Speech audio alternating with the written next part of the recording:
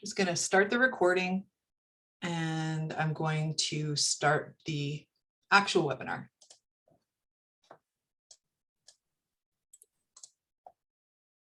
And it's starting.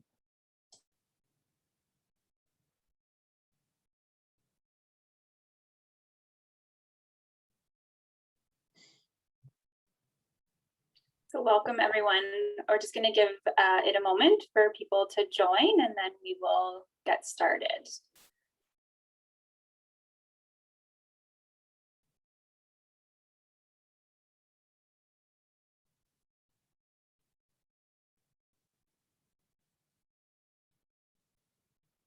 All right, I think we'll just get started, and as people join, they can hear the introduction. So I just want to welcome everyone to this session today with Dr. Zimbalati from the North Bay Parry Sound District Health Unit. So my name is Taylor Matson. I am a community health promoter here at the North Bay Parry Sound District Health Unit, and my pronouns are she, her. Before we begin, I just want to go over some housekeeping items. So during the session, if you have any questions about the technology or need any assistance using the Zoom platform, please use the chat box at the bottom of your screen. And Michelin is just in the background here to help if anything comes up. If you have any questions for Dr. Zimbalati, she will answer those questions at the end of the session. You can either use the Q&A box, the chat box, or you can use the raise hand function at the bottom of your screen. And at the end of the session, we can unmute your mic and you can ask your question as well. So the session is being recorded, and it will be made available online at a later date. We apologize that the closed caption option is not available at this time. However, we are trying to work through getting that available for future webinars. But when we have the recording available at a later date, we're going to look into seeing if we can have the closed captioning available there. Before we get started with our session, I just wanted to acknowledge that we are hosting today's meeting on the land that has been inhabited by the Indigenous people since time immemorial. The North Bay Parry Sound District Health Unit sits on the traditional territory of the Anishwabic people and within the lands protected by the Robinson-Huron Treaty of 1850, used by the members of the Nipissing First Nation.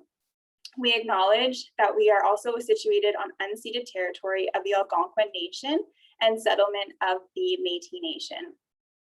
As individuals and as organizations, we are dedicated to honoring Indigenous history and culture and committed to moving forward in the spirit of reconciliation and respect with all First Nation, Métis, and Inuit people. So the session today is being presented by Dr. Zimbalati, who is a public health physician here at the North Bay Parry Sound District Health Unit. Dr. Zimbalati has worked for over 10 years as a family physician in North Bay, but has always been drawn to the health promotion aspects of primary care. She began transitioning to public health in 2017 while studying for a Master of Public Health. She has been working full-time as a public health physician with the health unit since January 2021.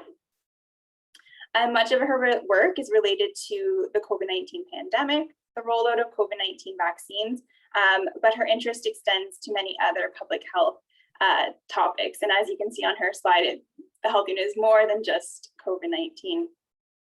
So I want to thank Dr. Zimbalati for joining us today. And without further ado, I'll let her take it away, as well as I think we have maybe an introductory poll to do to start too.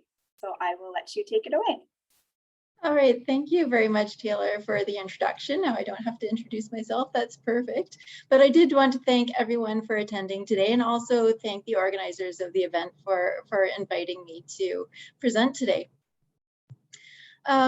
So I was asked to provide a talk on COVID-19 vaccines and boosters, but with your indulgence, I will defer speaking about COVID for a few minutes more, refreshing change for me. And I will start off with some non-COVID topics. Today, I will highlight some of the programs and services the health unit offers that may be of particular interest to a seniors focus group, and talk a bit about the flu shot. Then I will move into COVID-related topics, providing a brief overview of the current situation locally to globally. And I will spend a few slides examining the impacts of that the pandemic has had on seniors. Then I'll move on to discussing COVID-19 vaccines and booster shots, and then make some recommendations for holiday celebrations this year. But first, I'd like to get an idea of who is in this virtual room with me. And to do that, I would like to launch our first few polls.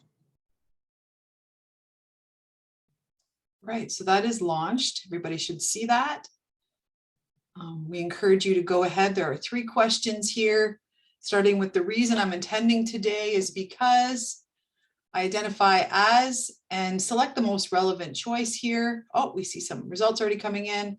What is your age and where are you located? So we're going to give this a minute. We have two people who have already participated. We encourage you to please answer the questions to give us an idea.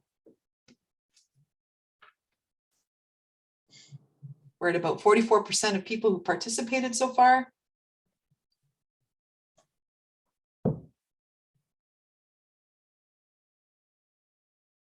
That's great. We have 66%. I'd like to see it at least 80% if a couple more people might answer.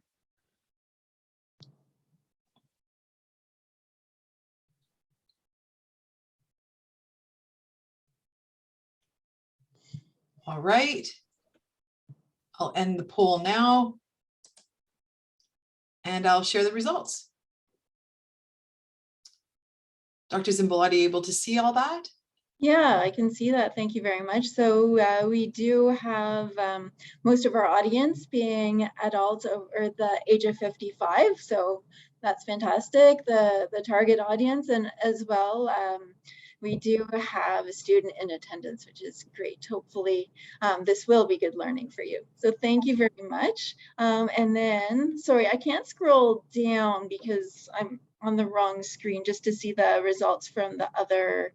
Okay, I can share those with you. We have almost everybody in our group is over 60, with the majority being over 70 and 80 actually.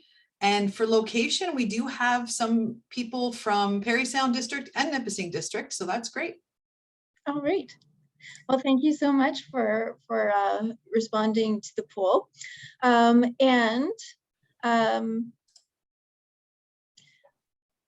Just trying to advance the slide here.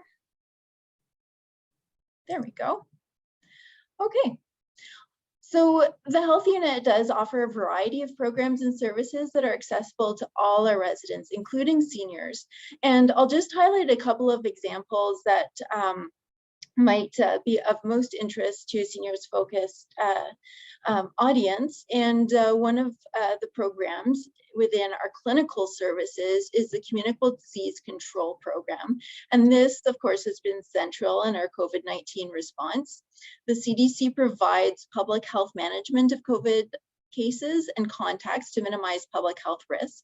It provides education to the public and community partners related to infection prevention and control, and manages outbreak in long-term care homes, retirement homes, hospitals, and other community settings.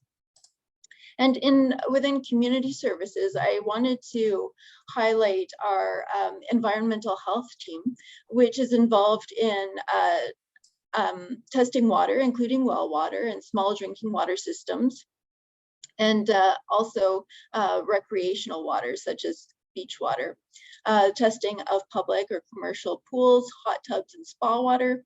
They offer safe food handling training, and they inspect commercial kitchens and food and drink facilities. The environmental health team also enforces tobacco and other public health regulations. So for those of you who might be over the age of 55, 65, these programs and services might be of particular interest to you.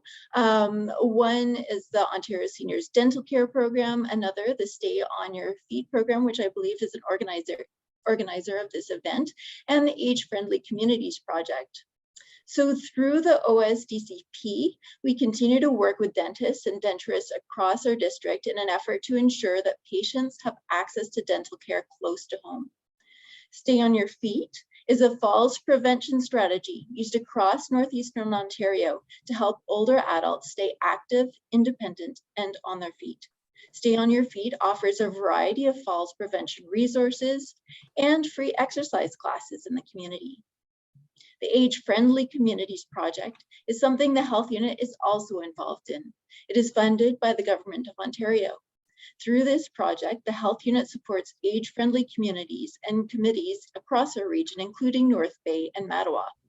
Age-friendly action plans consider the following 8 parts of city living, looking for gaps and opportunities for improvement in each one: outdoor spaces and buildings, transportation, housing, social participation, respect and social inclusion, civic participation and employment, communication and information, and community support and health services. So we'll move on to discussing the flu now. And to start this off, could we launch the next poll on flu shots, please? All right, so we have the flu shot question up. Have you received your flu shot? So we already have people answering, which is, I get so excited with polls. I don't understand why this gets me so, I guess I love trivia too. So, all right, we're already up to 50% of people who've participated.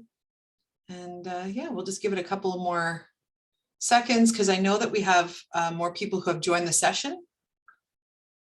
We're at 70% now. We'll just give it another 10 seconds. All right, and I'll end this poll and share the results. So we have 86% who have received their flu shot, with one person who doesn't plan on receiving their flu shot. Okay, so it seems that largely I'm speaking to the converted, but I just wanted to highlight some information about the flu shot this year and you know, why this year being a very different year, some considerations for the flu shot. So last season, we saw record low influenza activity with only about 60 cases being reported in Canada. So far this year, we are seeing much lower than normal activity. As of November 13th of this year, 89 cases had been reported so far this season in Canada and 12 in Ontario. So far, this is approximately a tenth of the activity we would usually see in a typical year. This trend could change though, especially over the holidays with increasing social contacts. The fact that we saw very little flu activity last year does have some implications for this year. First of all, it is an indication that if some public health measures remain in place, for example, masking, avoiding going out when you're unwell, physical distancing, that we may see continued lower activity this year. It is more difficult to tell what viruses are going to circulate this year because typically we look to the Southern Hemisphere to predict this. But the Southern Hemisphere as well has been experiencing very low circulating flu activity as well due to the public health measures in place for COVID. Also, because most of the population has gone over a year without being exposed to an influenza virus, there is the possibility that if you are ill this year with influenza, it could be more severe. So influenza activity is also low in the United States currently, but there are some outbreaks on college campuses that may give us a hint or a glimpse of influenza trends for this year. So the pockets of outbreaks on college campuses in the US are predominantly being caused by the H3N2 strain. And this strain tends to cause more severe illness and causes more hospitalizations, especially in seniors, than other strains. This year's flu shots are all designed to cover the H3N2 strain, but it remains to be seen if the vaccine is effective against the exact genetic variant of H3N2 causing the outbreaks this year. Preliminary indications are encouraging on this, though, that given that the majority of cases in individuals, the majority of the cases we're seeing are in individuals who haven't received the flu shot. Other reasons for getting the flu shot this year are that flu symptoms are difficult to differentiate between COVID-19 symptoms, and so symptoms could cause more anxiety if you are symptomatic. Even if you think it is a cold or the flu, it is important that you get tested for COVID. Also, a combination of an influenza outbreak at the same time as a COVID outbreak could quickly overwhelm the healthcare system. So what is on offer this year in terms of flu shots for seniors? There are a total of 6 different shots available in Ontario this year. There are 4 standard dose quadrivalent vaccines, the quadrivalent meaning that they cover 4 different virus strains, 2 influenza A strains and 2 influenza B strains. There is also a high dose quadrivalent vaccine, which is only available to those age 65 and over. And there is also an adjuvanted trivalent vaccine. Again, only available for those age 65 and older. Trivalent means that it covers 3 strains, 2 influenza A and 1 influenza B strain. An adjuvant is a compound which is it's added to the vaccine, and it's designed to boost the immune system response to the inactivated virus in the vaccine. It is important to note that none of these vaccines can give you the flu. They are all inactivated viruses and virus-based vaccines.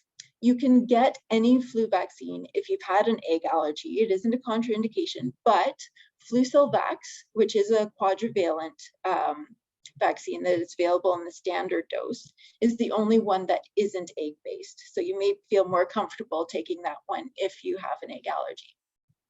There is no intranasal option this year, like no spray into the nose.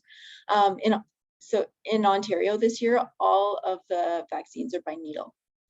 The key messages around flu shots for seniors are: do not delay vaccination to wait for a particular product.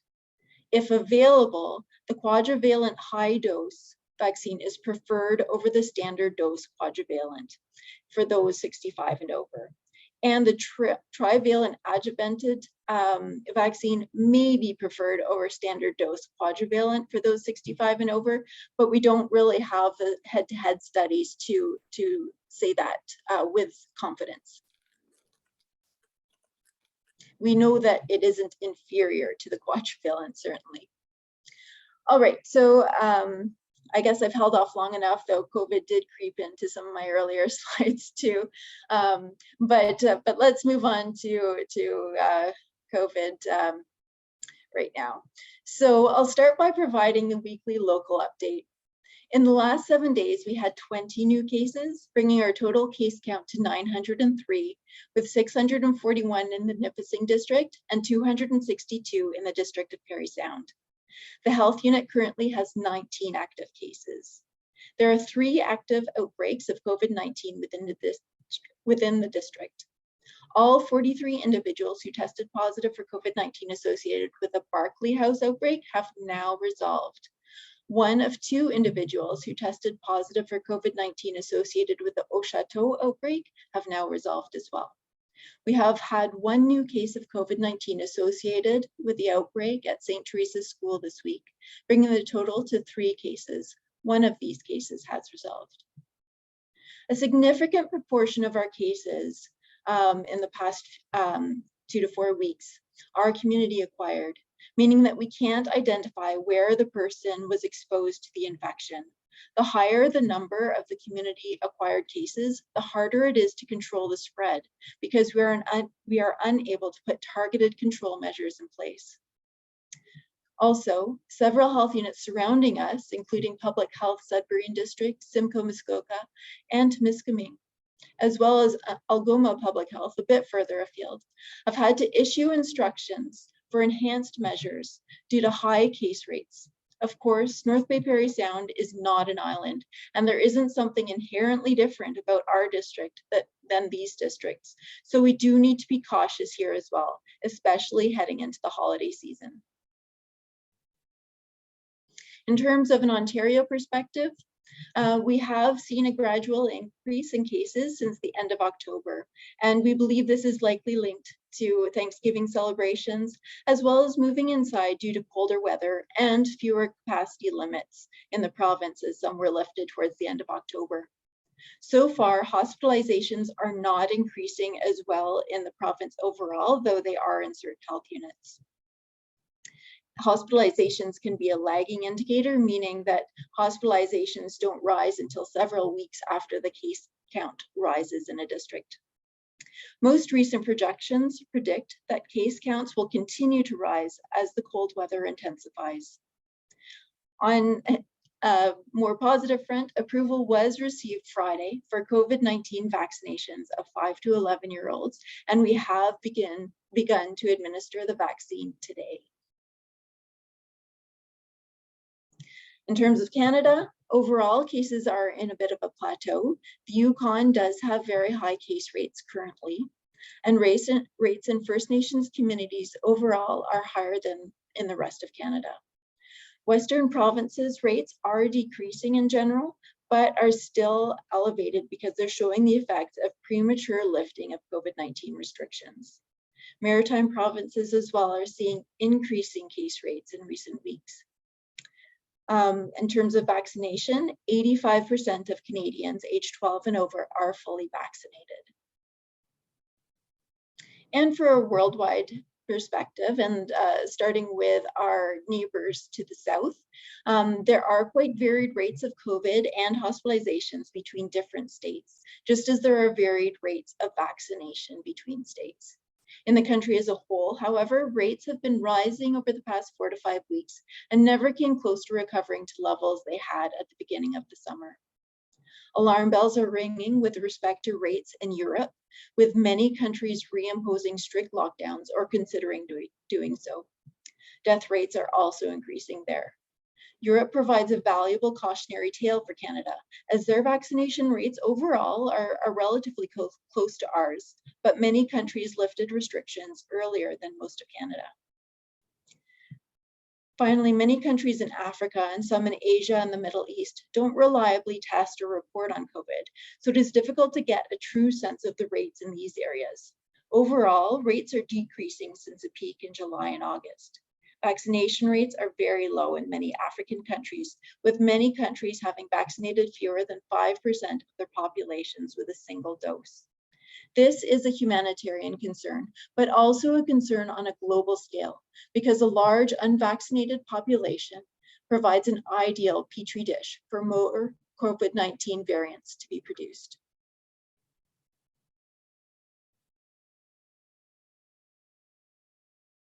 So now I'll turn to describing some impacts the pandemic has had on local seniors. In January and February of 2021, the North Bay Parry Sound District Health Unit surveyed individuals living in Nipissing and Parry Sound districts, age 16 and older, to learn about the indirect impacts of the COVID-19 pandemic. Participants were asked about their experiences since the start of the COVID-19 pandemic in March 2020. Survey questions were related to mental health and well-being, physical health, substance use, access to programs and services, child well-being, parental concerns, income, and access to basic needs. For context, during the survey's collection period, you may remember that Nipissing and Parry Sound districts were under a stay-at-home order and schools were closed for a portion of the survey collection period from January 5th to February 8th, 2021. Overall, 180 individuals aged 65 years and older responded to the survey. 3/4, 74% of respondents identified as female, and nearly 2/3 or 64% indicated they lived in the Nipissing district. 15% reported receiving government financial assistance due to the COVID-19 pandemic, which is half as much as respondents aged 64 years and younger, at 30%. So I thought it would be interesting now at the end of the year to kind of revisit some of these questions with this audience and see how your responses might compare to responses in the survey, and then we'll go over the survey results. So maybe we could start by launching the next poll.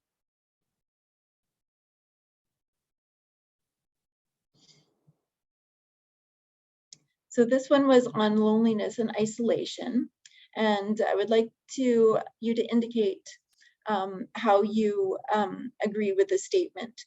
Since the start of the pandemic, I've experienced feelings of loneliness or isolation much more often, somewhat more often, about the same, somewhat less often, much less often, or this question doesn't apply to me.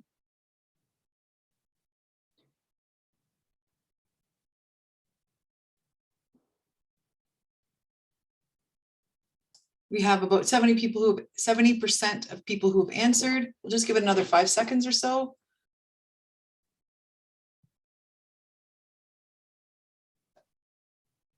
All right, I'll end the poll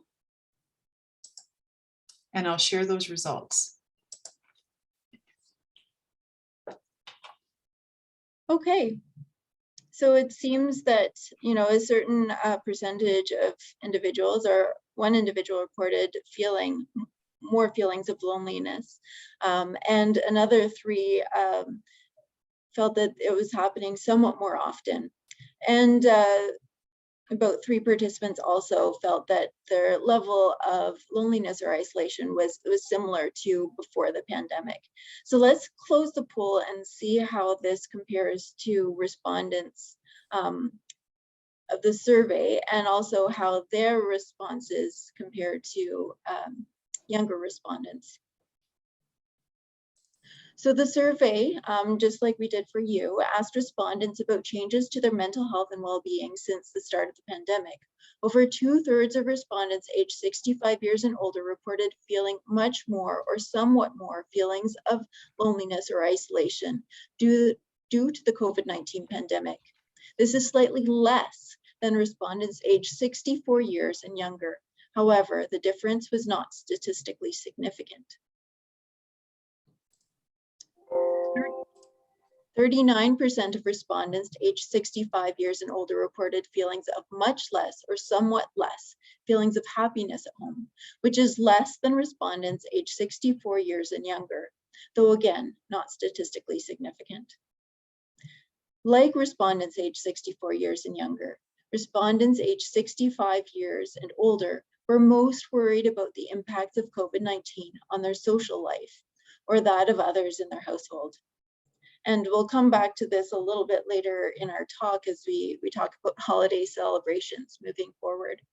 So overall, it appears that those 65 years age and older showed a bit more resilience when it comes to loneliness and isolation than younger populations, but definitely there were some impacts felt by many. The survey asked respondents about their social interactions, both those that occurred virtually and in person, as well as their feelings about having supportive family and or friends. The most reported issue arising from the pandemic, reported by respondents aged 65 years and older, was separation from their family, which I think is quite understandable. However, respondents aged 65 years and older were more likely to report feelings that they have supportive family and or friends, and that they have connected virtually with others in the last 7 days compared to respondents aged 64 years and younger. Again, I think this does show a certain amount of resilience in our older adults. And maybe we'll move on to the next poll, which covers the topic of physical activity. All right, here we go. So please indicate, since the start of the pandemic, I have participated in physical activity much more often, somewhat more often, about the same, somewhat less often, much less often, or this question doesn't apply to me.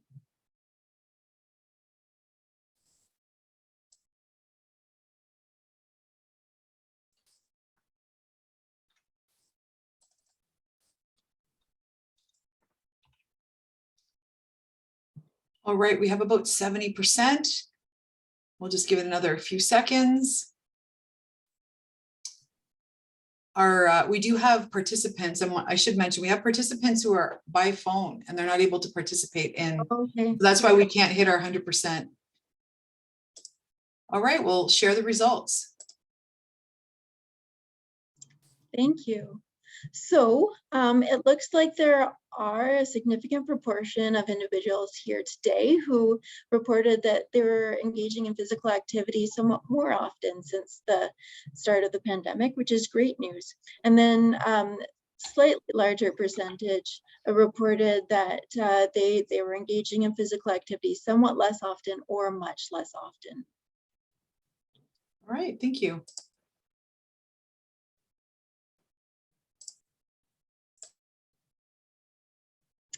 Okay, so similarly, the survey in February and March asked about physical health behaviors.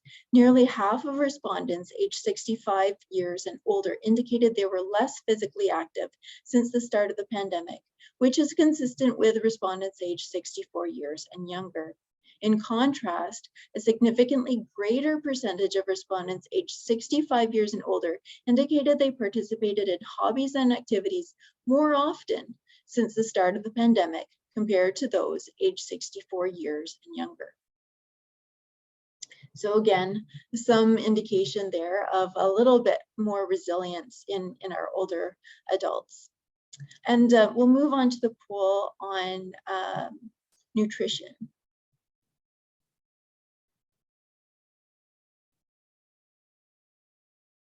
Or paying for food is, I think, the specific. Yeah, I have that started for you now.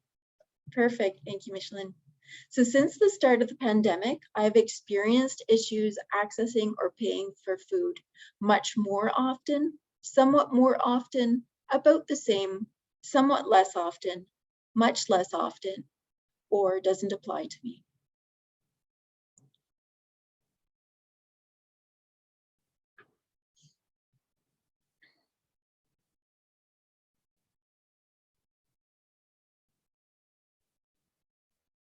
We have some answers streaming in. We'll just give it another 5 or 10 seconds.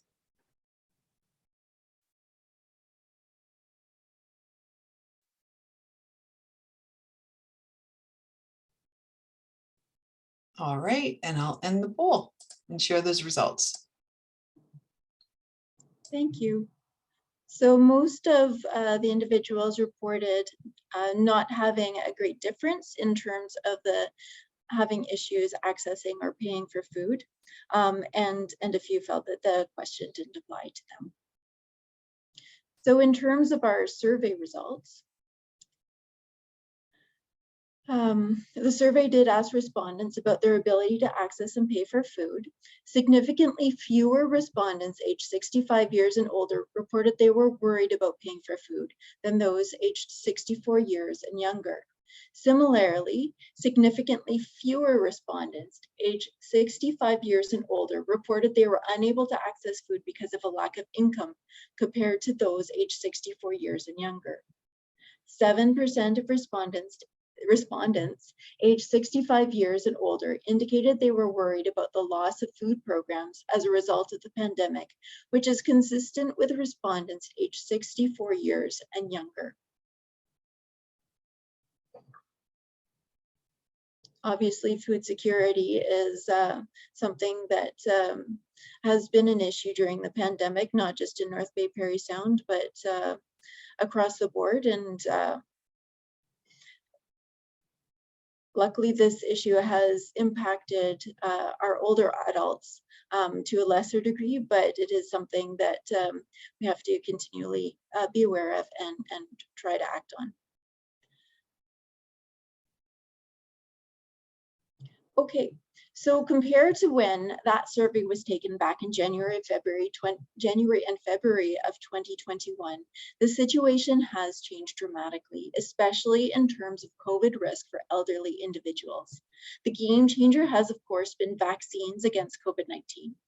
These were only becoming available in our area at the beginning of the year and only to a select few.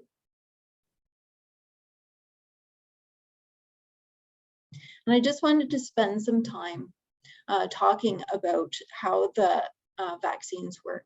And as I'm sure you're aware, there are two main types of vaccines: the mRNA vaccines, such as Pfizer and Moderna, and viral vector vaccines, such as AstraZeneca and Janssen.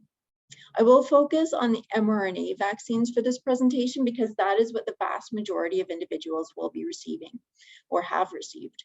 There is a very small amount of Janssen vaccine now available on special order, only for those with serious allergies to mRNA vaccines or a history of myocarditis or pericarditis following vaccination. The mRNA in vaccines provides a blueprint to our cells to instruct them how to build a spike protein. This is a protein that's found on the outside of the SARS-CoV-2 virus. And this protein helps the virus attach it to host our cells. Once a human cell has made this protein according to the mRNA instructions, it displays the protein on the outside of their cell. Our immune system recognizes this protein as foreign and starts creating antibodies against it, as well as creating white cells that are specifically designed to recognize and attack viruses displaying this foreign protein. These antibodies and cells then lie in wait for the SARS-CoV-2 virus to appear. It is important to note that at no time does the mRNA of the vaccine enter the nucleus of our cells, which is where the DNA is found. Also, mRNA, even our own mRNA, doesn't last very long in our bodies. It is broken down within hours, so it is extremely unlikely to cause any long-term side effects. The antibodies that you've produced in response to the vaccine jump into action if they encounter the SARS-CoV-2 virus. Antibodies coat the virus, flagging it to other immune cells that it is something that needs to be destroyed. These immune cells essentially eat the flagged virus and digest it. So really the vaccine, it teaches your immune system what the virus looks like and prepares the system to attack without your body being put through the risk of actually being exposed to the virus. So how are we doing in terms of vaccination? Our rates in North Bay Parry Sound region are about 1 to 2% behind the rates in Ontario, which are in turn very high compared to the US and even Europe overall. However, we have seen in earlier waves that even 5% of the population getting exposed to COVID can lead to rates of severe illness that risk overwhelming our healthcare system. So an 85 to 90% vaccination rate among individuals 12 plus may not be enough. COVID-19 vaccines are our best tool to contain the pandemic, though vaccination alone is not effective enough to prevent healthcare systems from becoming overwhelmed. Europe provides a recent example of what can happen if too many public health restrictions are lifted when a high enough proportion of the population remains unvaccinated. Nevertheless, vaccines have markedly altered risks for those who have taken them up. As you can see, vaccinated individuals are about 82% less likely to get COVID-19 than unvaccinated individuals, 92% less likely to be admitted to hospital with COVID-19 than unvaccinated individuals, and almost 97% less likely to be admitted to the ICU because of COVID-19. This is very powerful protection. And then Micheline, would you be able to launch a slide on COVID-19 boosters, please? Absolutely. About to launch it now. Thank you. Here we go. Great. So we just want to get some information for you. Just one, are you eligible to receive a booster dose of the COVID-19 vaccine as far as you are aware? I'm not sure if the format for that will work. Oh, I see. Yeah, there's something wrong with this poll, the first question. Yeah. Oh, it just put it all into the same. That's a user error. It was me. I did that one wrong. Though, because basically if yeah, if you pick the first one, you could say yes, you're eligible, or choice 2 could be no. Yeah, let's actually, if you give me a moment, I can actually go correct this poll and relaunch it. Wouldn't take me long.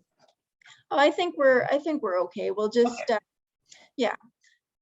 I was just curious to know if people were aware of the eligibility criteria, and we could have comments about that at the end if people want to speak up or put that in the chat, something like that. And then the second question about do you intend to receive the booster dose of the COVID-19? This can apply to whether currently you're eligible or not. If and when you become eligible, are you intending to receive it?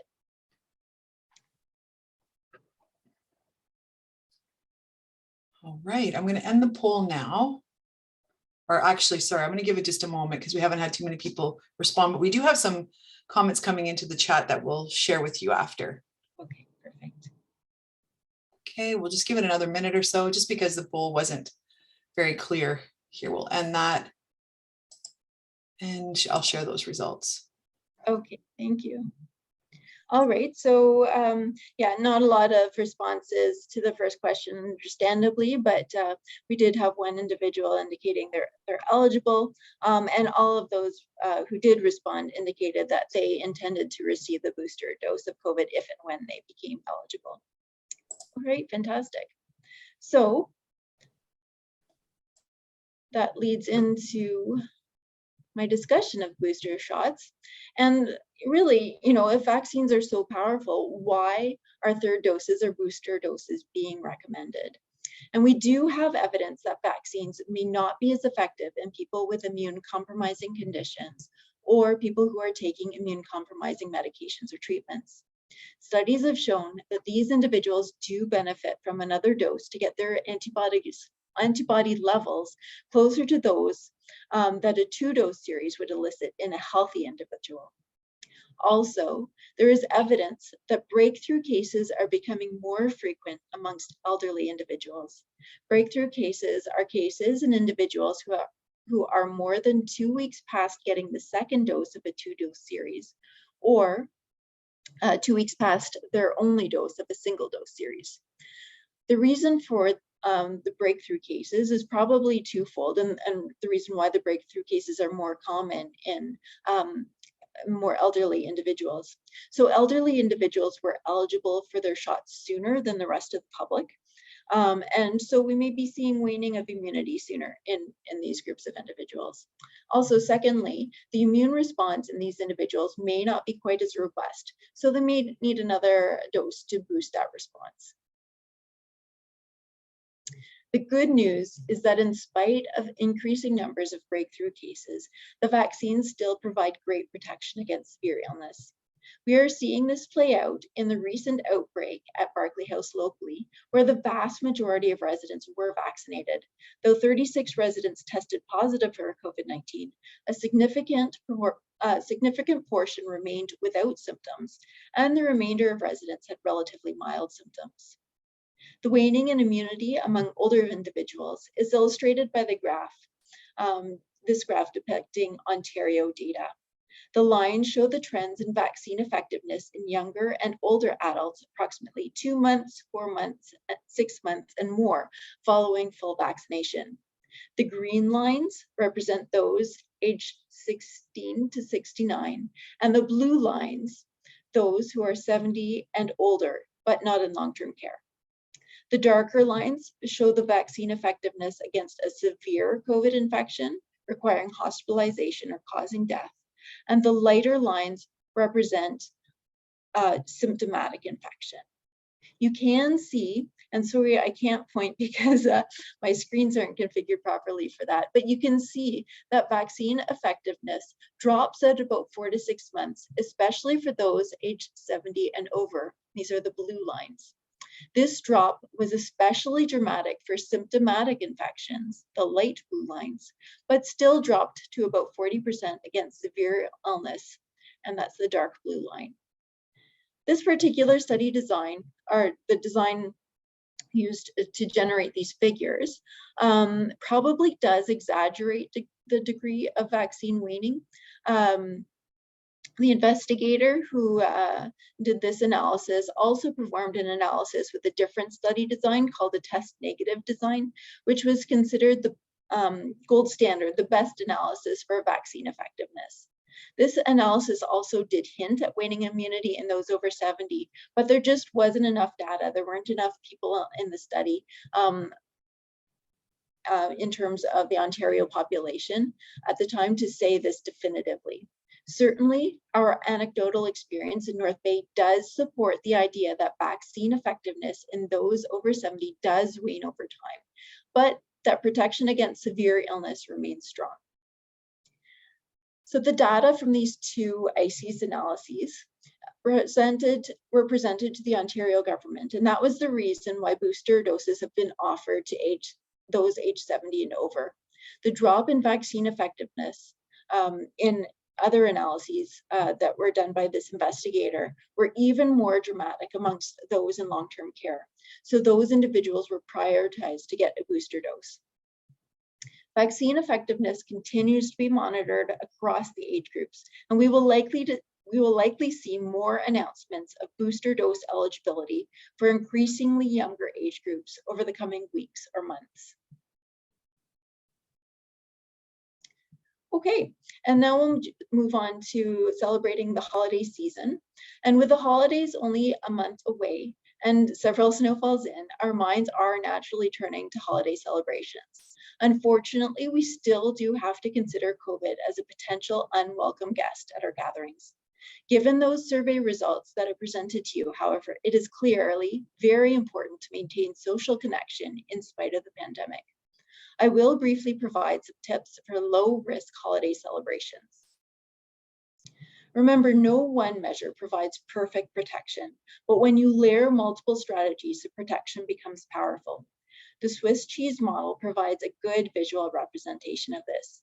By layering measures that can offer protection in different ways, you can progressively reduce exposure risk. Masks aren't 100%, but do help to cut down exposure. But the level of protection afforded by masks varies with the type of mask worn and how well the mask is worn. Washing hands often will help decrease transmission of the virus, especially when you touch your face, because the mucous membranes of the eyes and nose are favorite entry points for the coronavirus.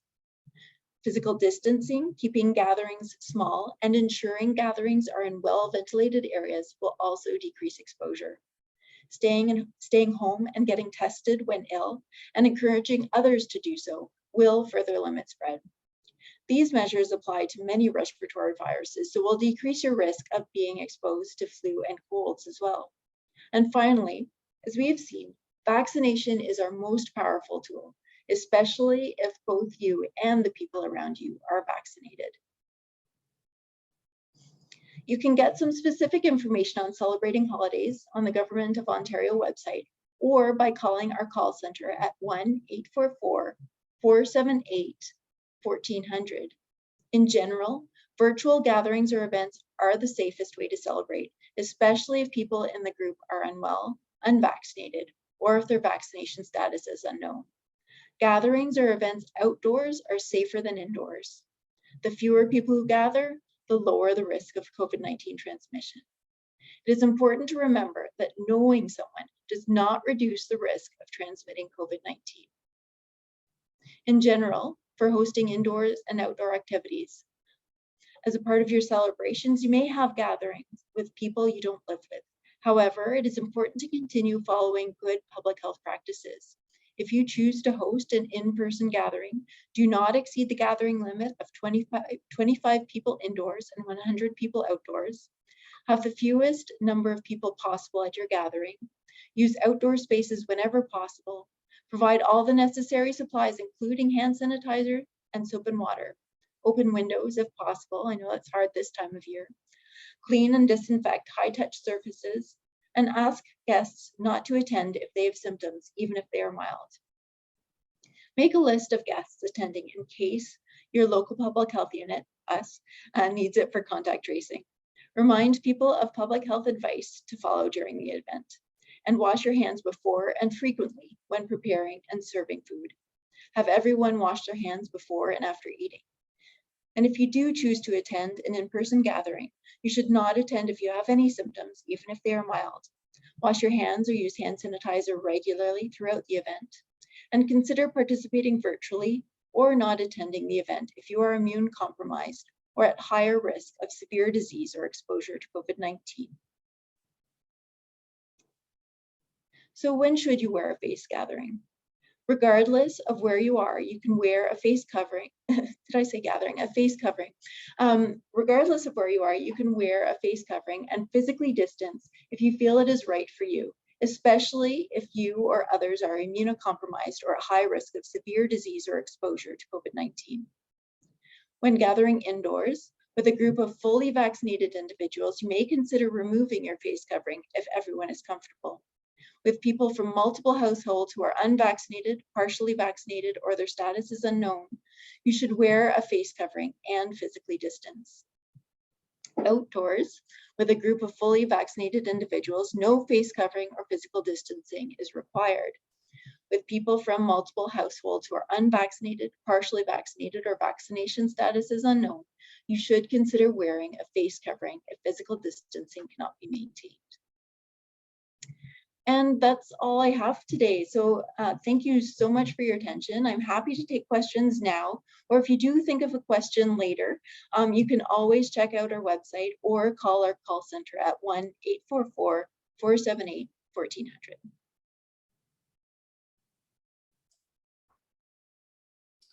So I'm just going to look at, oh, Taylor, you got it. Are you going to go ahead and go through the chat? Yeah, I was just going to, unless you wanted to. If anyone has any questions, please feel free to type it in the chat or use the Q&A feature. Or if you want to ask a question, you can always raise your hand and Michelin can unmute you as well. That's another option. There were some comments in the chat from earlier, mainly about the booster question, I think around the poll. Mm-hmm. So there was one that says, I think is clear the option 2, maybe that they're not eligible is what I'm thinking that might mean. Another person wrote, I will be eligible on December 3rd and will get the booster. So that's good to hear. And then someone thanked you for the great presentation. And Sam also provided in the chat for anyone the phone number for the call center, just in case you want to jot it down too. So that's great too. Yeah, we'll leave it open if anyone wants to ask any questions. Please feel free to. Actually, Dr. Zimbalati, it's Michelin from Canada. I just wanted to make a comment as you were comparing the data of younger adults with older adults. It just struck me as to why when we start to bring students and our older adults together for some of our programming and for some of the support, why there is such a reciprocal benefit to that. Our senior population has so much to offer our younger generation, and you use the word resiliency, and you can see that in food security and others. My mother is constantly teaching her grandchildren about just budgeting, food management, ensuring, like she's never panicked if the grocery store is out of stock. She has a system that she's developed. So I didn't know if you wanted to just elaborate on your thoughts around those intergenerational opportunities for learning and how that's part of the solution potentially with all of this. Yeah, I think that's really key. I remember too being like when I was in university, and occasionally I had the opportunity, I was a musician, and to play with, professors or just play with adults in the community. And it was just so nice to have different perspectives brought to discussions and not talking about the same topics and the same stressors, because I think we tend to get caught up in our own little world, and then and things can sometimes get blown out of proportion, or we might not have access to some other types of thinking which can help generate solutions. So I think that intergenerational contact is so important, and it's a two-way street, right? It's that energy level that youth can bring and bring to older adults, but also it's that more seasoned perspective, as well as an outlook, and having been through things before, that we can weather this too. I think that's very important, and I really I think that's one real benefit too of the vaccinations now that are available for 5 to 11-year-olds, because I think there's been hesitancy. You know, we don't want to get grandma and grandpa sick, so we're not going to visit until we can all get vaccinated, because we don't want to impact their health. And I think that, you know, that lack of intergenerational contact is really harming the younger individuals, because, you know, the grandparents have such a perspective and such an important parenting and community role, that once we get more children vaccinated, hopefully we'll be able to have more of those interactions, and without the fear of causing illness and being the one who spread illness. So I'm really looking forward to a lot of our 5 to 11-year-olds being able to vaccinate and to be able to spend more quality time with the older adults in their lives. Thank you for that, Dr. Zimbalati. So I don't see any further questions, so feel free to put anything in, but I just wanted to take the time to thank all the participants for attending today and Dr. Zimbalati for providing all this great information to us. The recording will be available at a later date, so if you ever want to watch it again, it will be available. Yeah, I just want to say thank you, and we'll see everyone hopefully tomorrow for our last day of the symposium. Yes, thank you everyone for listening, and I really appreciate your attention.